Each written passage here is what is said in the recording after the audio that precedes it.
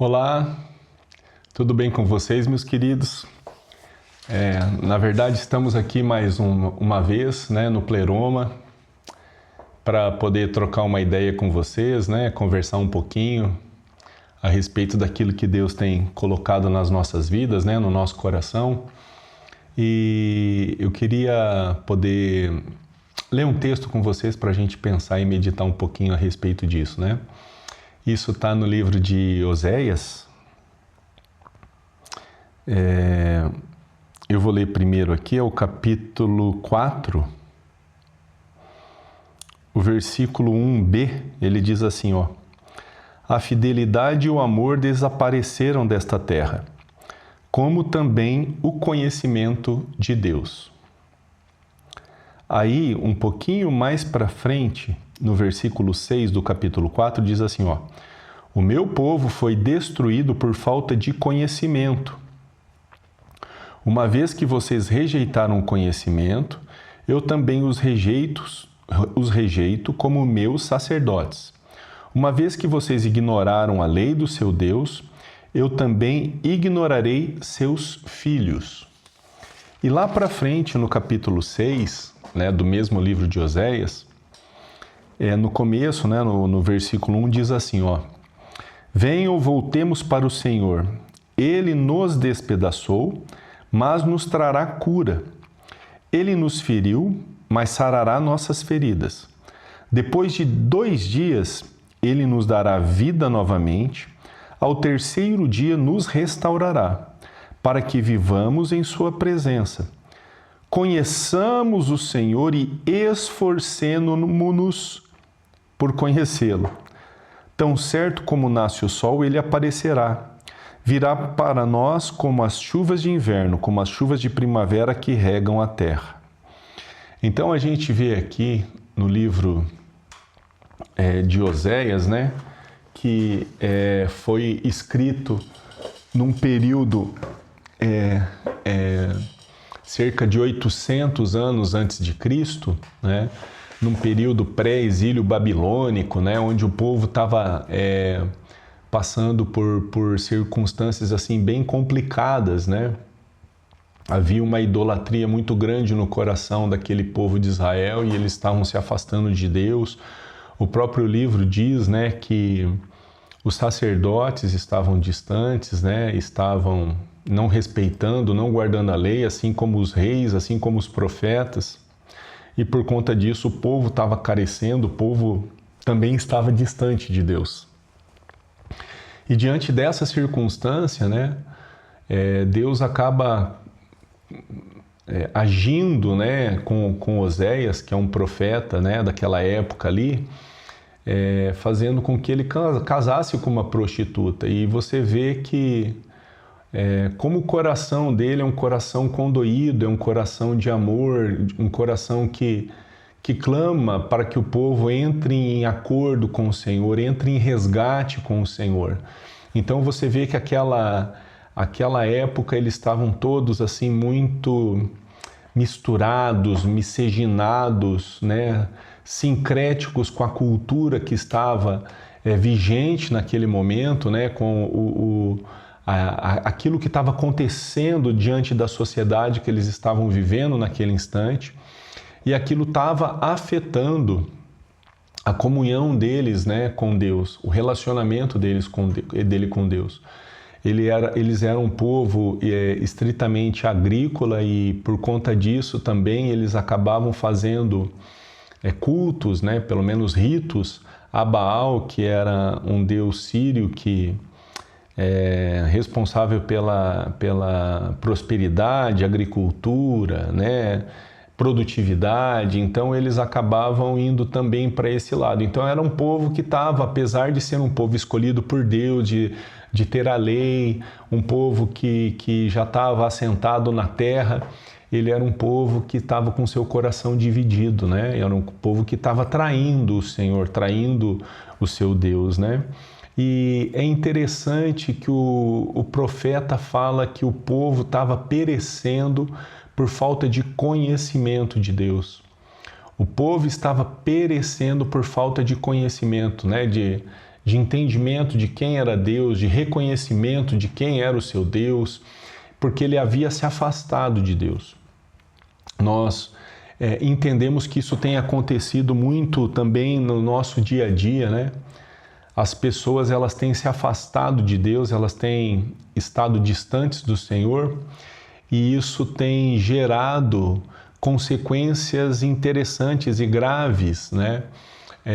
Em relação à vida delas, né? Elas têm perdido o conhecimento, o entendimento de quem é Deus. Então, a cultura, a filosofia, tudo aquilo que está impregnado dentro da sociedade, né, como conhecimento, ele tem estado tirado a atenção desse povo, né? Tem tomado a atenção e o lugar do conhecimento de Deus desse povo. Agora, a gente já tinha conversado a respeito disso, que quando você tira Deus da jogada, que é o nosso Criador, você desfigura a criação. Você perde o entendimento de quem é o Senhor. Então, a importância de você conhecer o Senhor e buscá-lo tem todo o significado no sentido de entender quem você é, o propósito da sua vida, para onde você vai, qual que é seu destino, o que o Senhor quer de você. Muitas vezes a gente, no dia a dia, tem pensado como se fosse algo figurativo, como se Jesus fosse só apenas um exemplo a ser seguido na palavra, né? E como se as atitudes dele são atitudes interessantes e importantes para que nós possamos copiá-las, né? Dar a segunda face, amar o próximo como a nós mesmos, né?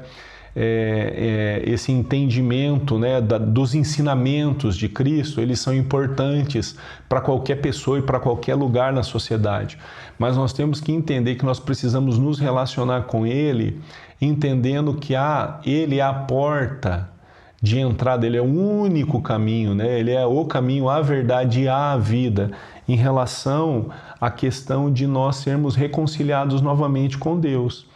Se nós não entendermos que essa reconciliação vem através de Cristo, que é a nossa salvação e que Ele pode sim ser a fonte de remissão dos nossos pecados, e nós não compreendermos isso, nós vamos usá-lo apenas como um exemplo, como algo importante, como algo até mesmo figurativo. A gente já conversou um pouco sobre isso na vez passada, mas o mais importante aqui é entender que por estarmos tão envoltos nos nossos conhecimentos, naquilo que nós achamos importante, nós deixamos de procurar aquilo que é Deus, quem é Deus.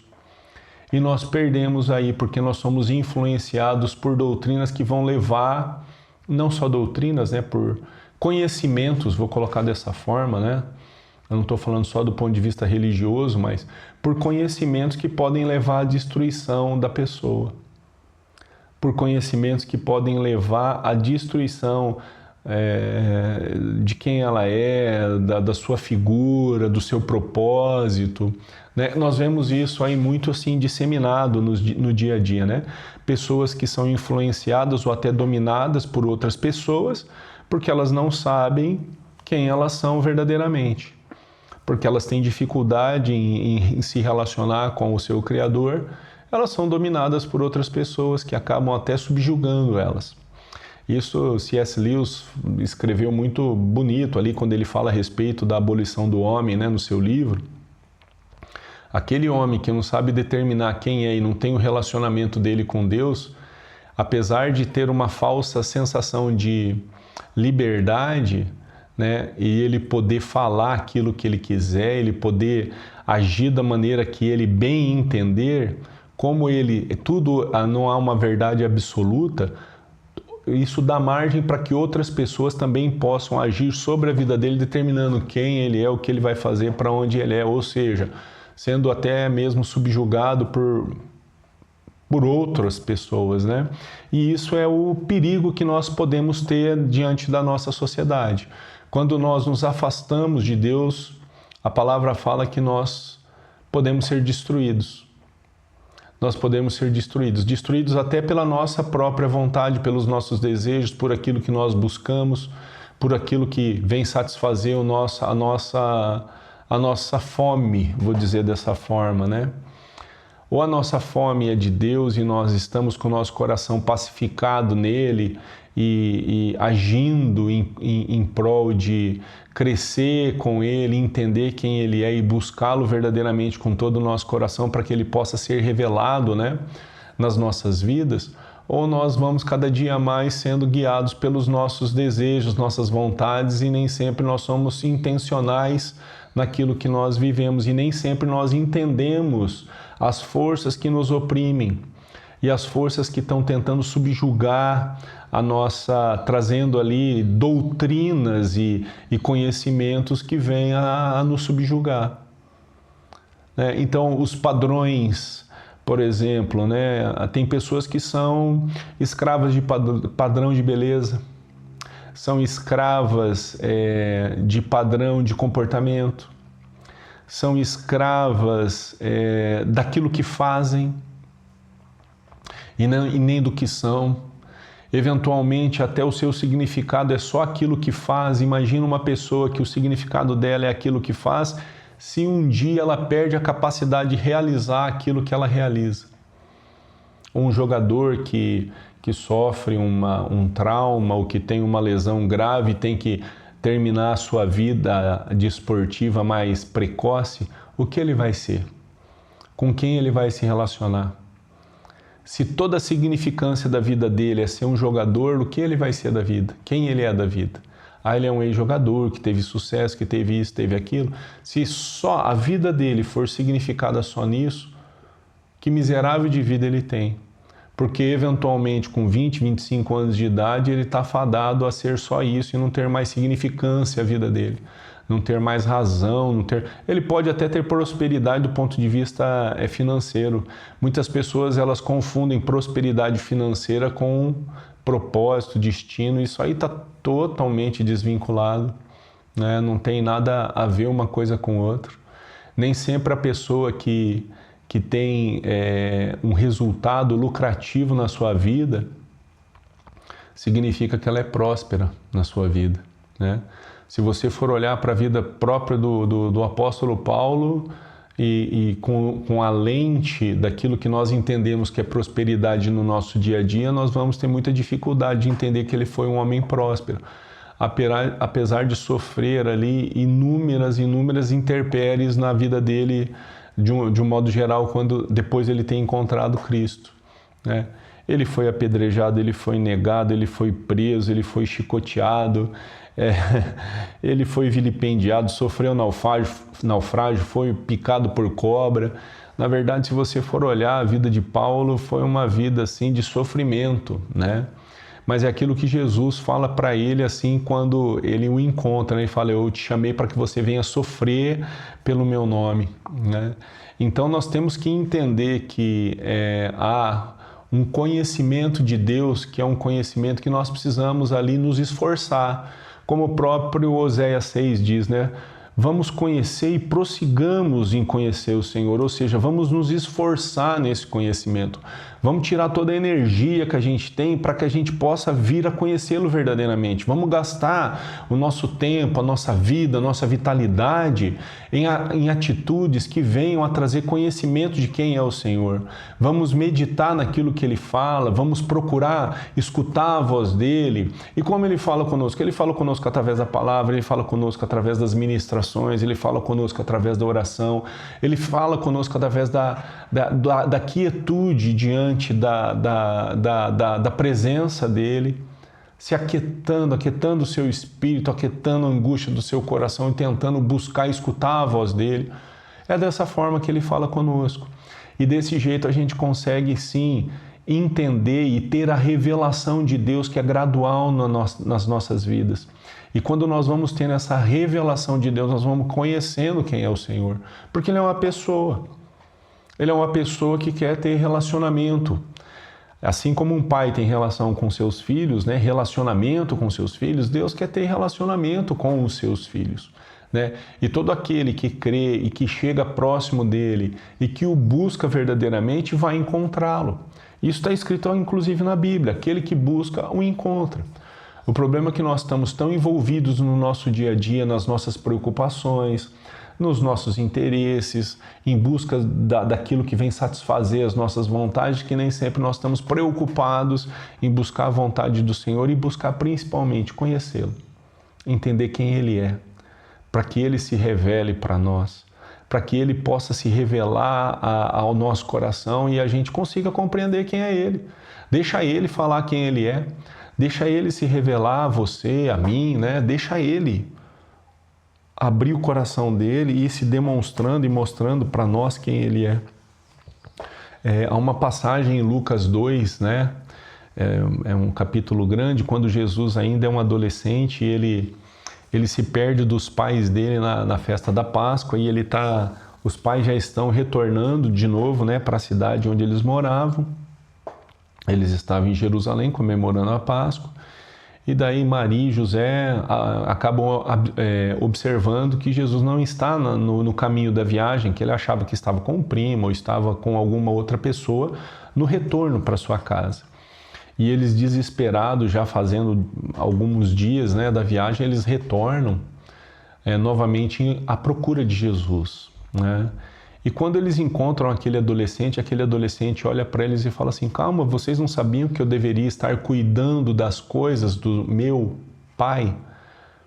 Nós vemos isso num adolescente pequeno ali, ele já tendo a revelação de quem ele é, de qual é o propósito da vida dele, do que ele tinha que cuidar, o que era prioridade, ele sabia quem era o pai dele. Apesar de José ter sido um pai provavelmente muito bom para Jesus, porque ele aprendeu o ofício, era o pai naquela cultura que ensinava o filho, que estava perto do filho, né? Nós vemos que ele já sabia quem ele era, de quem ele era filho, ele já sabia o que ele precisava cuidar e ele valorizava aquilo, porque ele já estava com aquela idade tenra cuidando dos negócios do pai dele. Ou seja, e a palavra fala que ele crescia em estatura, sabedoria e graça diante de Deus e dos homens. Essa sabedoria, essa graça, essa estatura, principalmente a sabedoria no conhecimento de Deus. Então você via que havia um crescimento gradual e isso é aquilo que se espera de todos os filhos, que eles cresçam em maturidade, conhecimento, entendimento de quem eles são e de quem é o pai deles, para que eles compreendam quem é o seu Criador, quem é o seu Senhor, quem é o seu Deus. E dessa forma Deus vai se revelando ao seu coração e ele não seja tragado por qualquer doutrina, por qualquer conhecimento que possa até trazer destruição, não seja oprimido, porque ele sabe quem ele é, ele sabe se posicionar. E é dessa forma que nós entendemos que Deus está falando com você nesse dia, para que você possa ter esse conhecimento de Deus, para que você eventualmente não viva a vida sendo atropelado por ela, mas que você entenda quem você é, de onde você veio, para que você busque o Senhor e não perca esse conhecimento, essa oportunidade de conhecê-lo, conhecimento do Senhor, porque o povo está sendo destruído por falta de conhecimento. Meu querido, Deus abençoe você e nos vemos numa próxima. Forte abraço.